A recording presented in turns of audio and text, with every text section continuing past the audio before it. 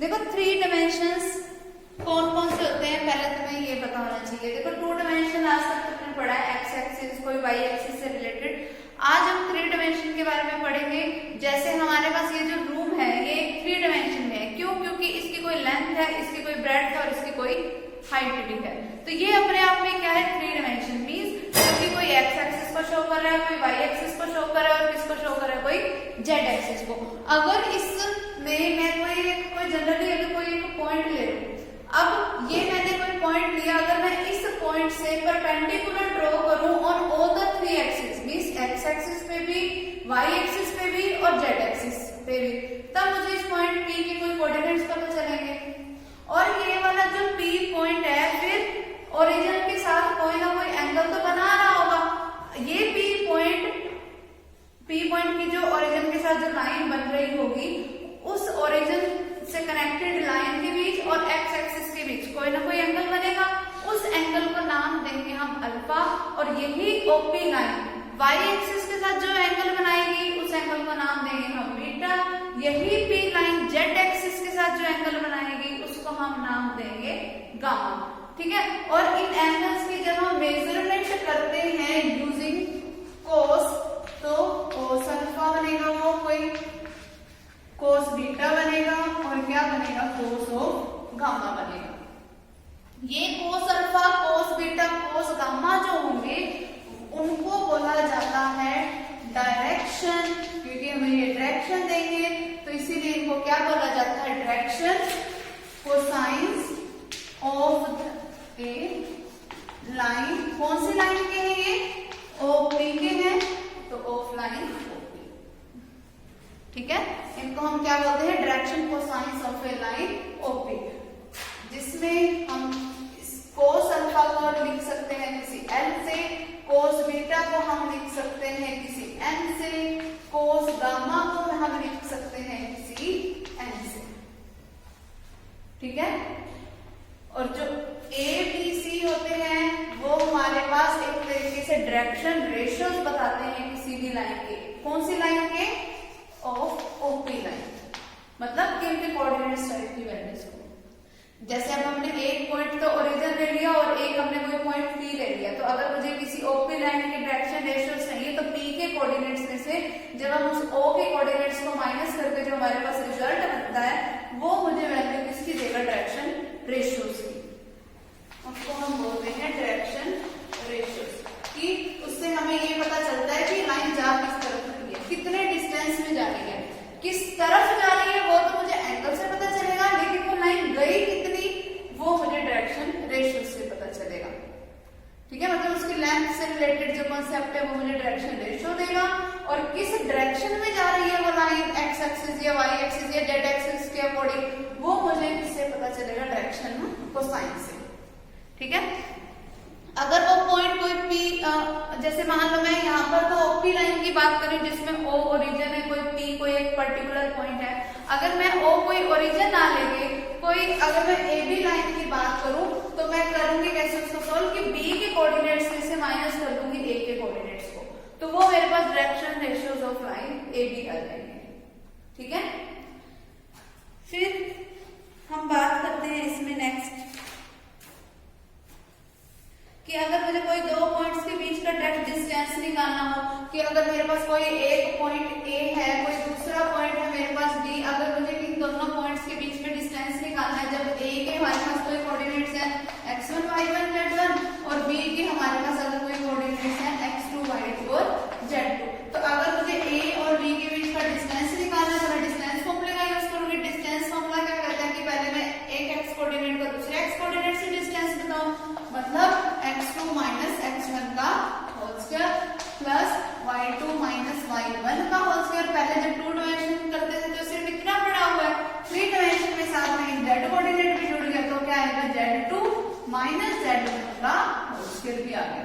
ये सिंपली हमारे पास distance formula between 2 points. ठीक है, फिर उसके बाद हमारे पास सेक्शन फॉर्मूला आता है कि अगर मुझे किसी एक पॉइंट के कोऑर्डिनेट्स निकालने हो तो मैं एक, अगर मेरे पास कोई लाइन है AB टाइप की, ठीक है, एक ये लाइन है AB जिसपे हमारे पास कोई एक पॉइंट पड़ा है C, इसके कोऑर्डिनेट्स है कोई x1 y1 z1, वाले कोऑर्डिनेट्स हैं हमारे पास x2 y2 z2 और ये C पॉइंट अगर इस लाइन के ऊपर पड़ा है हमारे पास जो कि इस लाइन को किसी m रेशियो अगर n में डिवाइड कर रहा है तो इस C पॉइंट के कोऑर्डिनेट्स मेरे पास निकलेंगे कैसे? अगर मुझे x कोऑर्डिनेट निकालना है तो मैं कैसे निकालूंगी कि m की मल्टीप्लाई x2 के साथ क्या बनेगा mx2 प्लस nx1, ठीक है, डिवाइडेड बाय में क्या आएगा m प्लस n।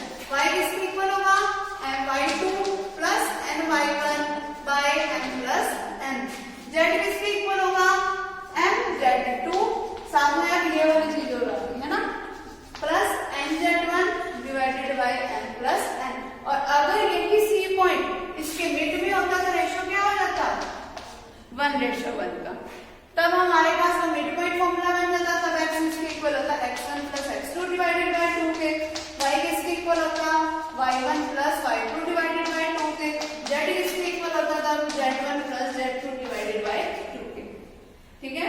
और अगर ये C पॉइंट इंटरनली यानी कि इस लाइन के ऊपर पड़े होने की बजाय कहीं बाहर पड़ा होता तब मुझे इसके कोऑर्डिनेट निकालने होते, तो एक्सटर्नली का मैं फॉर्मूला यूज कर लेती। एक्सटर्नली का फॉर्मूला क्या था कि x किसके इक्वल होगा mx2 माइनस, उस वाले में एक्सटर्नल के केस में माइनस आएगा, डिवाइडेड बाय में क्या आएगा m माइनस n। y किसके इक्वल होगा my2 minus ny1 divided by m minus n। z वाले के लिए क्या हो जाएगा mz2 minus nz1 divided by m minus n। ये हमारे पास क्या हो गए सेक्शन फॉर्मूले हो गए, ठीक है।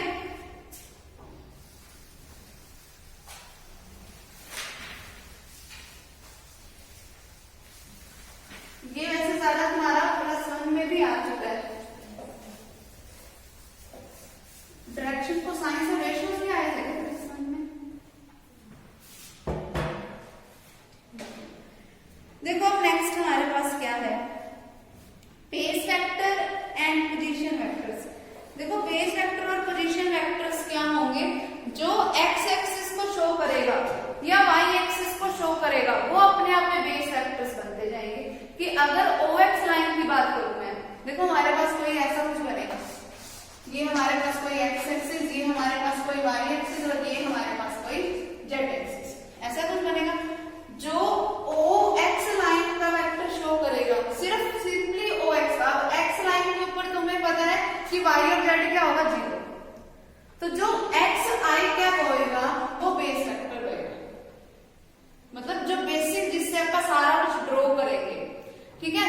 जो y एक्सिस लाइन को शो कर रहा है वो yi क्या तो yj क्या होएगा, क्योंकि मैंने बताया था 12th चैप्टर में भी कि जो j क्या है वो किसको शो करता है y एक्सिस के डायरेक्शन को, k क्या किसको शो करता है z एक्सिस के डायरेक्शन को, तो जो z k क्या होएगा वो बेस वेक्टर किसका होएगा वो z का। और अगर मैं कोई एक पोजीशन वेक्टर कोई r वेक्टर, देखो मैंने कोई एक लाइन ले ली, ठीक है, up to the point p तक, इस p के कुछ ना कुछ तो कोऑर्डिनेट्स होंगे, मान लो मैंने कोऑर्डिनेट्स ले लिए x y और z, ठीक है। अब ये जो OP वेक्टर है इसकी खुद की कोई लेंथ भी होगी, लेंथ भी होगी, मान लो उसकी लेंथ को मैंने शो कर दिया किसी r से, ठीक है। तो ये मेरे पास फॉर्म कैसे होगा, लेंथ क्योंकि r थी तो इसीलिए मैंने इसकी शॉर्ट नोटिफिकेशन क्या दे दी, कोई r वेक्टर, कोई जनरली मैंने कोई वेक्टर बोल दिया। अब इस r वेक्टर को मैं लिख कैसे सकती हूँ xi cap plus yj cap plus z of k। ये हमारे पास क्या होगा, कोई जनरल पोजीशन वेक्टर, किसी भी एक वेक्टर को लिखने का तरीका। क्यों, क्योंकि इस ये जो मेरे पास ये जो r वेक्टर है इसकी x एक्सिस y एक्सिस और z एक्सिस तीनों के अकॉर्डिंग कोई ना कोई वैल्यूज होंगी, तीनों के अकॉर्डिंग कोई ना कोई कोऑर्डिनेट्स थे। वो कोऑर्डिनेट्स क्या लिए थे मैंने, x y z लिए थे, तो यहाँ x y z आ गए, ठीक है। अगर यहाँ पे ये ओरिजिन से शुरू होने की बजाय किसी पॉइंट और से शुरू हो रही होती, तो अगर मैं इसको मान लो ले लेती x2 y2 और अगर मैं इसको z2 ले लेती, और अगर मैंने इसको कोई x1 y1 और z1 ले रखा होता, तब उस केस में मेरा r वेक्टर क्या बनता x2 माइनस x1 आई क्या, ठीक है, क्योंकि तब मेरा r वेक्टर सिर्फ इतना था, ये भी था साथ में। अगर मैं डायरेक्ट इसको x2 पॉइंट तक ले लूं, इसका मतलब मैंने इसको कहां से ले लिया, ओरिजिन से ले लिया, जबकि मुझे ओरिजिन से लेके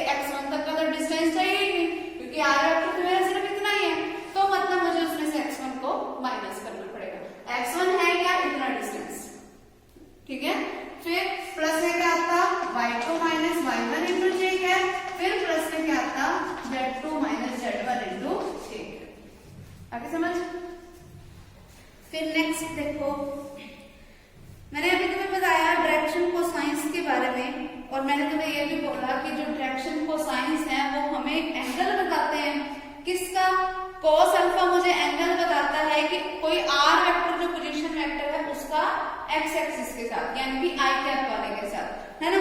तो जब मुझे अगर cos अल्फा निकालना है, cos अल्फा किसके इक्वल होगा? देखो cos अल्फा मुझे एंगल बता रहा है r वेक्टर और i कैप के साथ का, है ना।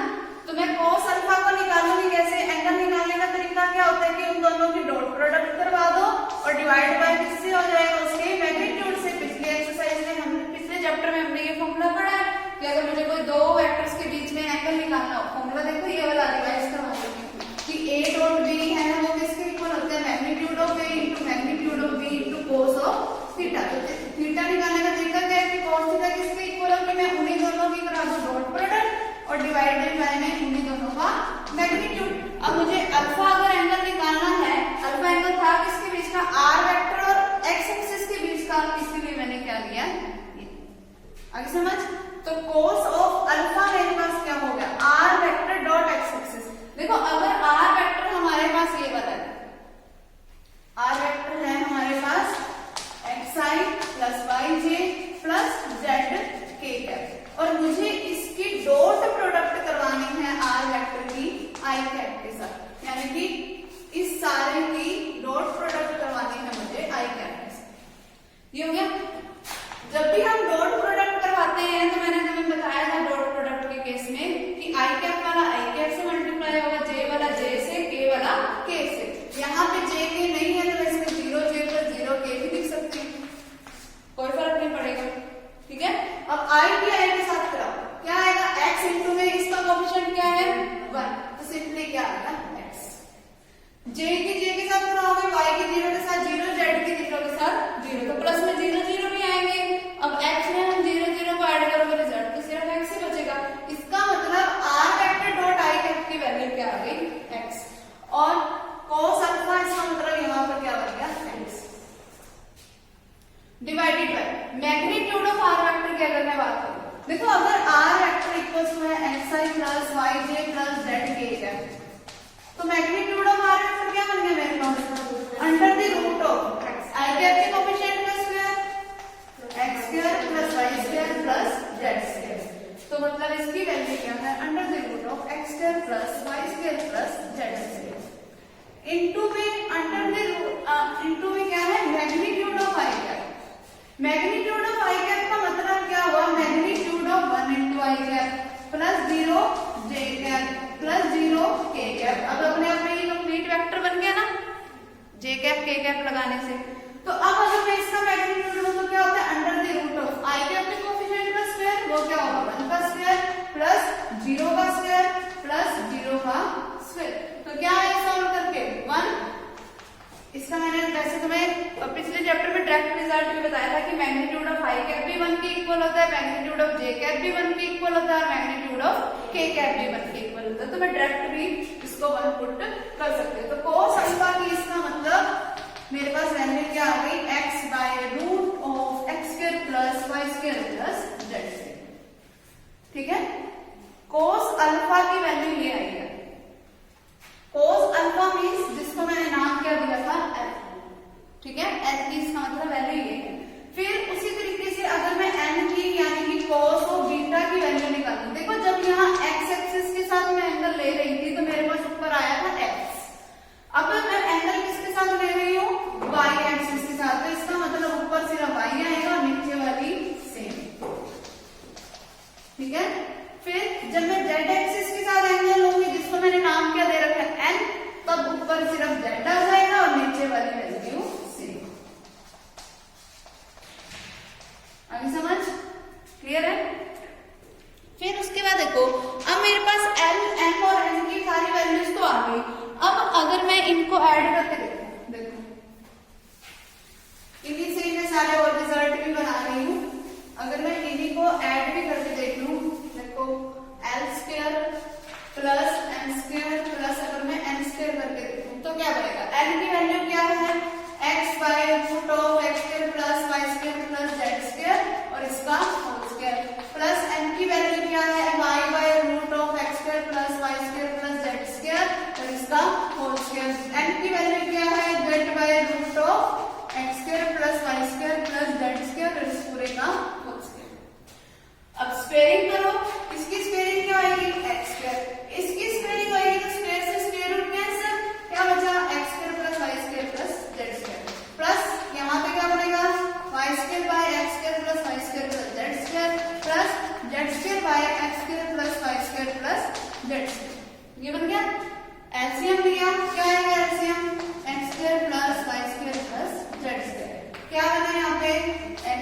Plus Y square plus Z square, वही आ गया। इससे ये कैंसल, क्या आ गया रिजल्ट। तो एन एंड एन के बीच का रिलेशनशिप क्या हो गया कि L square plus N square plus N square किसके इक्वल है, 1 के। इट मींस कि cos square alpha plus cos square beta plus cos square gamma किसके इक्वल है, 1 के। अब एक रिजल्ट और बनाते हैं इससे। cos स्क्वायर अल्फा का मतलब क्या होता है, cos स्क्वायर बीटा का मतलब, cos स्क्वायर गामा का मतलब, ये किसके इक्वल आ गया, 1 के। अब sin square alpha sin square beta sin square gamma तीनों को उस तरफ ले जाओ और इस 1 को ले आओ इस तरफ। अब यहाँ पर क्या है, 1 प्लस 1 प्लस 1 यानी कि 3, और ये 1 जो कि इधर आके क्या हो जाएगा, minus 3 minus 1 is equal to sin square alpha उधर जाके प्लस का हो गया, sin square alpha plus sin square beta उधर जाके प्लस का हो गया, sin square beta, sin square gamma भी उधर जाके प्लस का हो गया, तो sin स्क्वायर गामा। तो यहाँ से मेरे पास रिजल्ट क्या बना इसका, वो देखो sin square alpha plus sin square beta plus sin square gamma is equal to 3 minus 1 means 2। ये इसका रिजल्ट हो, ठीक है, समझ आ गई बात।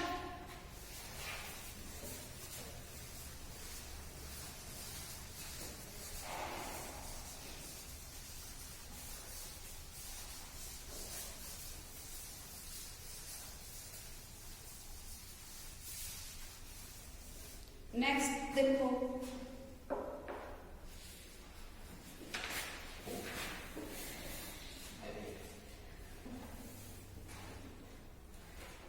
नेक्स्ट है हमारे पास coordinates of a point in terms of direction cosines. कि अगर मुझे किसी भी पॉइंट के कोऑर्डिनेट बताने हैं डायरेक्शन कोसाइंस की फॉर्म में, तो वो हम कैसे बताएंगे, वो देखो। पहले तो मैं इसका डायग्राम ड्रॉ कर लूं। देखो, ये अगर मेरे पास कोई y एक्सिस है, ये अगर मेरे पास कोई z एक्सिस है, और ये मेरे पास अगर कोई x एक्सिस है, तीनों एक दूसरे के परपेंडिकुलर है, ठीक है। फिर मैंने कोई एक पॉइंट ले लिया P, जिसके मेरे पास कोऑर्डिनेट्स हैं x y z, और ये O है। इसको OP वेक्टर को मैंने कोई r वेक्टर से शो कर रखा है, ठीक है। यहाँ से मैंने परपेंडिकुलर ले रखा है up to the point A तक। ये मेरे पास कोई एंगल बन रहा है, ठीक है। अब मुझे इसके कोऑर्डिनेट्स निकालने हैं। अब मैं क्या बताना है, कोऑर्डिनेट्स ऑफ ए पॉइंट, किसी पॉइंट के कोऑर्डिनेट, यानी कि इस पॉइंट के कोऑर्डिनेट्स की वैल्यू मुझे बतानी है इन terms of their angle, cosines की फॉर्म में मुझे वैल्यू बतानी है। देखो, अपने आप में एक राइट एंगल ट्रायंगल बन रही है। अब ये वाला P पॉइंट जो है, और ये वाली अगर कोई y एक्सिस है, तो यानी कि ये y डिस्टेंस है। P पॉइंट्स मैंने जो बताया था ना कि किसी पॉइंट के मुझे कोऑर्डिनेट्स मिलते कैसे हैं, जब मैं उस पॉइंट से तीनों कोऑर्डिनेट एक्सिस के ऊपर परपेंडिकुलर ड्रॉ करूं। अगर इसका परपेंडिकुलर y एक्सिस पे ड्रॉ हो रहा है, तो इट मींस कि ये डिस्टेंस इतना कितना है, y का डिस्टेंस है। क्यों? क्योंकि इसके कोऑर्डिनेट को मैंने y नाम दे रखा है। अब ये मुझे पता है कि ये डिस्टेंस कितना है, कोई r टाइप का है, ये पता है ना मुझे r टाइप का डिस्टेंस। तो अगर मैं ये वाले एंगल की बात करूं, जिसको मैंने, क्योंकि y एक्सिस के साथ एंगल है, तो मैंने इसका नाम दे रखा है बीटा। तो cos ऑफ बीटा देखो किसके इक्वल होगा। तुमने एक रूल पढ़ रखा है, क्या ये रूल पढ़ रखा है ना 10th से, क्या कि बेस बाय हाइपोटेन्यूज जो होता है वो cos थीटा के इक्वल होता है। तो cos थीटा जो होगा वो किसके इक्वल होगा, बेस। बेस क्या है, देखो ये वाली साइड बेस का काम करेगी, जो कि अपने आप में क्या है, y। बाय में हाइपोटेन्यूज कितने हैं, r। ये हो गया। cos थीटा को मैं किस से सकती हूँ, m से। इट मींस कि m किसके इक्वल होगा, y बाय r के। फिर इसका मतलब y किसके इक्वल हुआ, m इंटू r। हो गया। सिमिलरली x किसके इक्वल होगा, जो उसका एंगल यानी कि l होगा, इंटू में क्या आएगा, r। सिमिलरली z किसके इक्वल होगा, जो उसका एंगल होगा m, इंटू में क्या आएगा, r। आगे समझ, ठीक है। तो एक चीज ये बनी इससे, और अगर मैं तीनों की स्क्वायरिंग करके इनको मैं ऐड भी कर दूं, मान लो इसकी स्क्वायरिंग की, वो क्या बन गया, y square is equal to n square r square, x square is equal to l square r square, z square is equal to n square r square.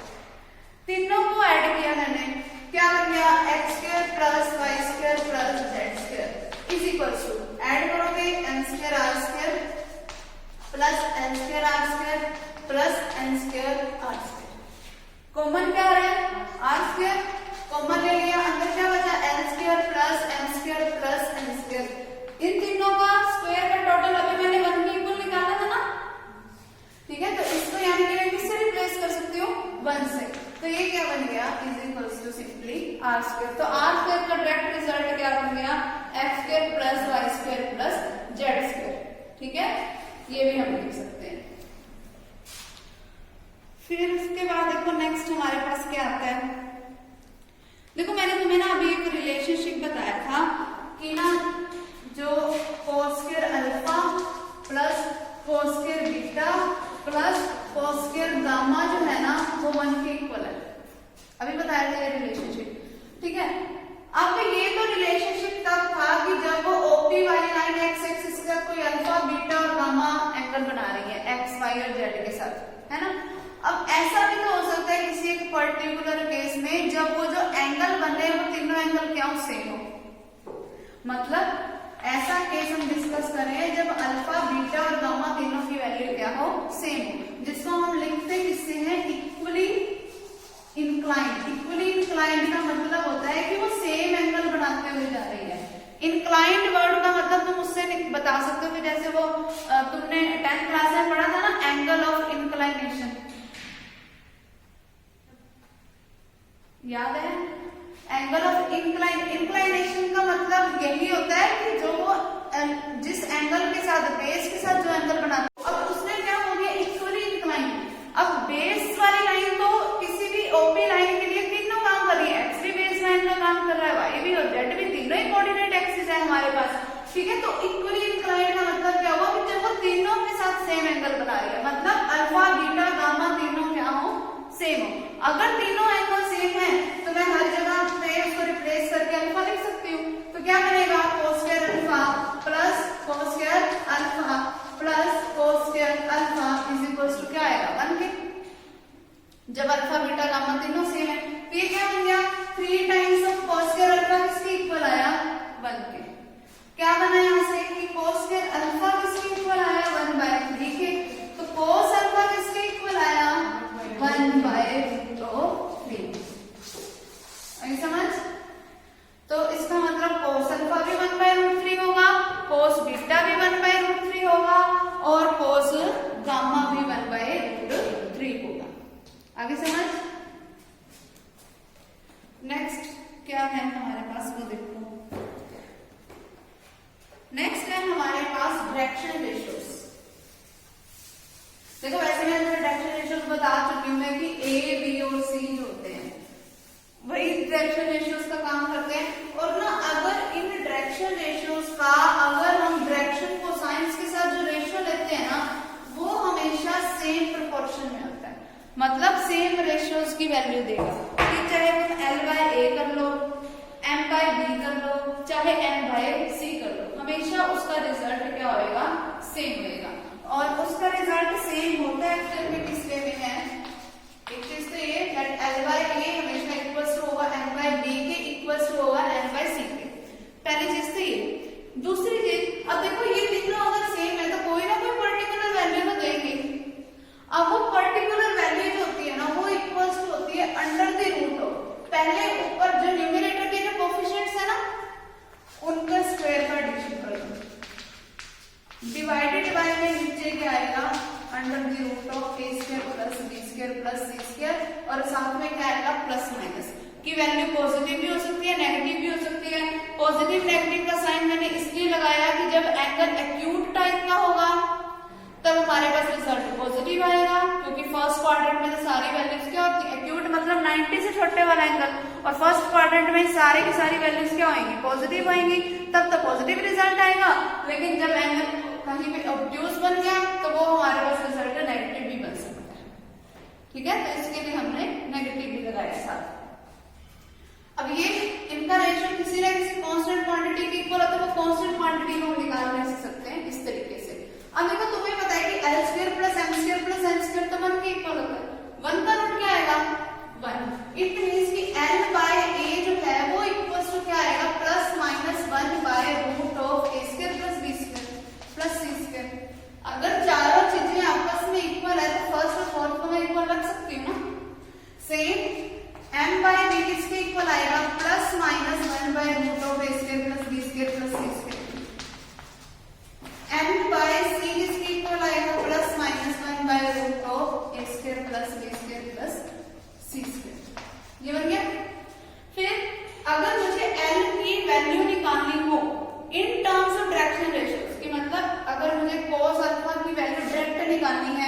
कोई मुझे डॉट प्रोडक्ट नहीं करवा के देखनी, अगर मुझे सिंपली कोऑर्डिनेट्स की help से उनकी वैल्यू निकालनी है तो वो मैं यहाँ से भी निकाल सकती हूँ। देखो n बाई अगर इसके इक्वल है, यहाँ a डिवाइड में बड़ा उधर जाएगा तो मल्टीप्लाई 1 इंटू a। तो अगर मेरे पास a b c की डायरेक्ट वैल्यू है तो मैं n की वैल्यू डायरेक्ट ऐसा करके भी निकाल सकती हूँ, ठीक है। फिर सेम उसी तरीके से मैं b की वैल्यू n की वैल्यू कैसे निकाल सकती हूँ, b यहाँ डिवाइड में बड़ा उधर जाएगा तो मल्टीप्लाई हो जाएगा, c यहाँ डिवाइड में बड़ा उधर जाएगा तो मल्टीप्लाई हो जाएगा। तो यहाँ से मुझे डायरेक्ट भी l m n की वैल्यूज मिल सकती हैं, ठीक है। एक चीज और नोट कर लो कि अगर मेरे पास जो सम दे रखे होंगे, अगर उसने मुझे ये बोल दिया कि हमारे पास कोई एक लाइन जा रही है जिसके डायरेक्शन कोसाइंस r, अगर उसने मुझे ऐसा बोल दिया direction cosines r 1 2 3, it means कि मुझे l m और n की वैल्यू दे रखी है, ठीक है। अगर उसने मुझे बोला कि कोई एक लाइन जा रही है और उसके डायरेक्शन रेशियोज दे रखे हैं, मतलब direction ratios r, it means कि तब मुझे वैल्यू किसकी दे रखी है, a b और c की। अगर उसने मुझे क्वेश्चन में बोला direction cosines r proportional to 1 2 3, एक तो बोला उसने डायरेक्शन कोसाइंस r मतलब lmn की वैल्यू, अगर उसने मुझे बोल दिया कि direction cosines r proportional to, proportional direction cosine किसके थे, डायरेक्शन रेशियोज के। प्रोपोर्शन का मतलब होता है कि हम उसको रेशियो में लेके चल रहे हैं, और डायरेक्शन कोसाइन जो है वो प्रोपोर्शन में किसके पड़े हैं, डायरेक्शन रेशियोज के पड़े हैं। अगर उसने कभी मुझे बोल दिया direction cosines r proportional to 1 2 3, it means ये दिए कि lmn की वैल्यू 1 2 3 है, इट मींस की वैल्यू किसकी दे रखी है, ये मुझे a b और c की दे रखी है। तो इस डायरेक्शन कोसाइंस को देख के कंफ्यूजन नहीं करनी। अगर उसने सिंपल बोला d c r 2 3 4, वैसे ये 2 3 4 हो ही नहीं सकते, क्योंकि cos की वैल्यू 1 से ऊपर तो जाती नहीं। मैं जनरली वैसे तो मैं बता रही हूँ 1/2 मान लो, 1/3 मान लो, 1/4 मान लो, अगर ऐसा कुछ दे रखा है, ठीक है, तो मतलब डायरेक्शन कोसाइंस मींस कि ये मुझे वैल्यू अब किसकी दे रखी है, l m और n। अगर उसने बोला dc's are proportional to 1 2 3, अब वो प्रोपोर्शनल किसके थे, abc के थे, तो इसका मतलब ये वैल्यूज किसकी हैं, a b और c की हैं। फर्क पता चला दोनों में। जब हम सम करेंगे तो ये दिक्कत कर सकता है हमारे लिए, तो ये पहले बता रही, ठीक है। फिर उसके बाद ये मैं तुम्हें बता ही चुकी हूँ direction ratios of A line. अगर कोई दो पॉइंट्स को ज्वाइन करके बनाओ, कोई x1 y1 z1 को जब हम x2 y2 z2 से ज्वाइन करते हैं तो मुझे डायरेक्शन रेशियोज कैसे निकालना है, x2 - x1 y2 - y1 और z2 - z1 करके, ठीक है। फिर एंगल बिटवीन टू लाइंस, कि अगर मुझे कोई दो लाइंस के बीच का एंगल निकालना हो तो वो मैं कैसे निकालूंगी, तो वो अब उसके लिए मेरे पास डायरेक्ट फॉर्मूला क्या है कि cos थीटा इक्वल्स टू होगा कि L1 की मल्टीप्लाई करा दो L2 से, फिर प्लस M1 की मल्टीप्लाई M2 से, प्लस N1 की मल्टीप्लाई N2 से। डायरेक्ट है हमारे पास रिजल्ट, डायरेक्ट ही करना है, इसका कोई प्रूफ नहीं है तुम्हारे स्टेप से, ठीक है। तो cos थीटा किसके इक्वल होगा कि जो फर्स्ट लाइन की जो डायरेक्शन कोसाइंस है उनके कोरस्पॉन्डिंग की हम मल्टीप्लाई करवाते जाएंगे इससे सेकंड लाइन के डायरेक्शन कोसाइंस के साथ, ठीक है। तो ये आ जाएगा हमारे पास।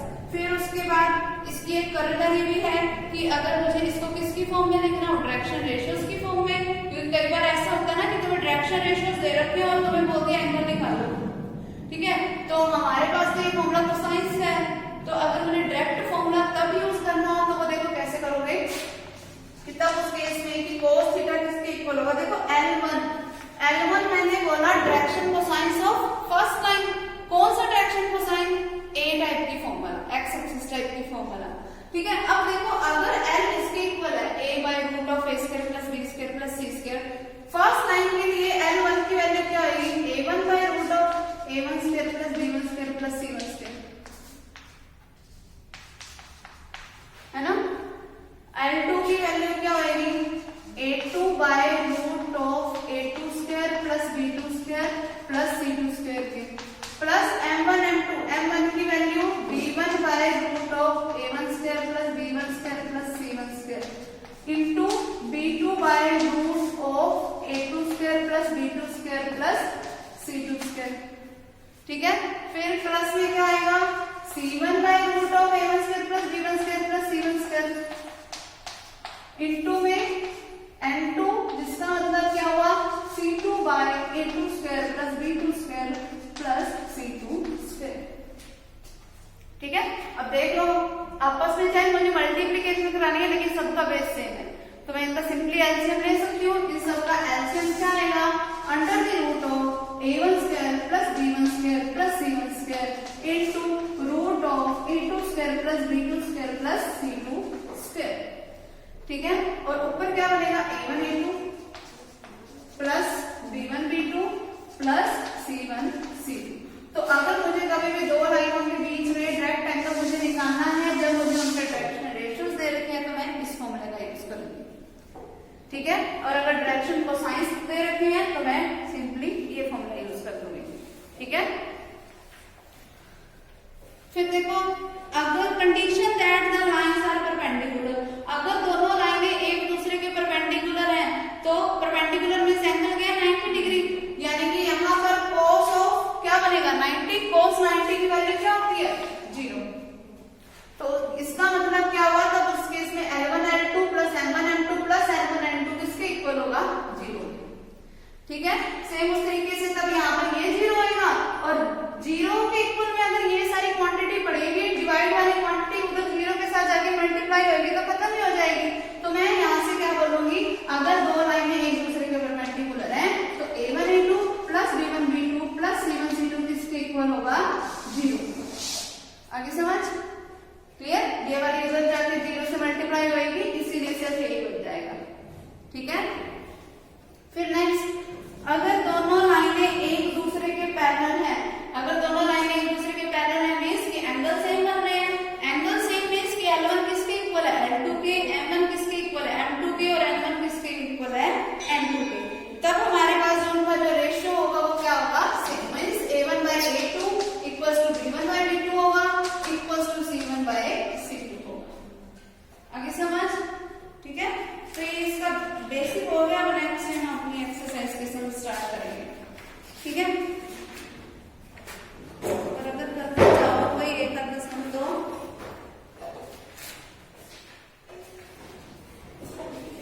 पहले 4 सम ट्राई करते हैं, नहीं 5, पहले 5 सम ट्राई करते हैं। मैं 5 सम इसके बेसिक में करवा चुकी हूँ कहीं ना कहीं। ठीक है,